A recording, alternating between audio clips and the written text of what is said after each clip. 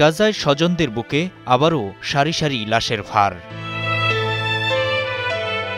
যুদ্ধবিরতি উপেক্ষা করে বুধবার রাত ও বৃহস্পতিবার দিনে খান ইউনিসের বিভিন্ন এলাকায় বিমান হামলা চালায় ইসরায়েল।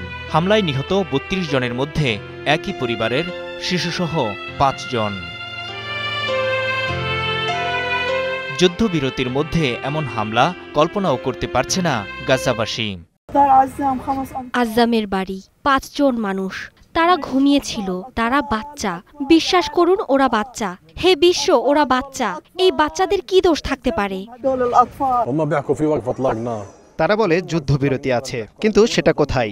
যুদ্ধবিরতির জামিনদাররা কোথায়? প্রতিদিন ১০, ১৫, ২০ জন করে শহীদ হচ্ছে। শহীদের খবর নিয়ে আমরা ঘুমাতে যাই, একই খবরে আমরা জেগে উঠি। এটা দুর্ভাগ্যজনক। আসলে কোনো যুদ্ধবিরতি নেই। ইহুদিরা যুদ্ধবিরতি মানছে না, তাদের করা চুক্তিও তারা মানছে না। স্বজনদের জানাজার কাতারে দাঁড়াতে দাঁড়াতে ফিলিস্তিনিরা আজ ক্লান্ত।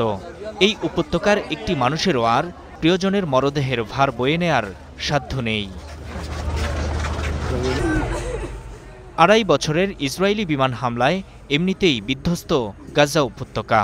বিধ্বস্ত ভবনের ভেতরেই কোনোভাবে আশ্রয় নিয়েছিলেন বাসিন্দারা, কিন্তু সেই ভবনেই চলে বিমান হামলা। কোনো উদ্ধারকারী নয়, নিজেদের হাতে হাতেই চলছিল ভবনের ধ্বংসস্তূপ সরিয়ে নেয়ার কাজ। মাগরিবের পর আমরা শান্তভাবে বসেছিলাম, হঠাৎ দেখি মিসাইল পড়ছে। যে যুদ্ধবিরতিতে সই আছে যুক্তরাষ্ট্রের, অথচ মিসাইল গিয়ে পড়ল বাস্তুচ্যুত দরিদ্র মানুষগুলোর উপর। আমরা আর কি করতে পারি বলুন?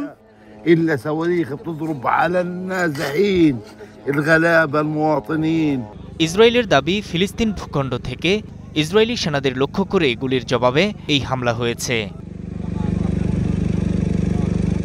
এমন হামলাকে অহেতুক উত্তেজনা সৃষ্টির চেষ্টা বলছে হামাস।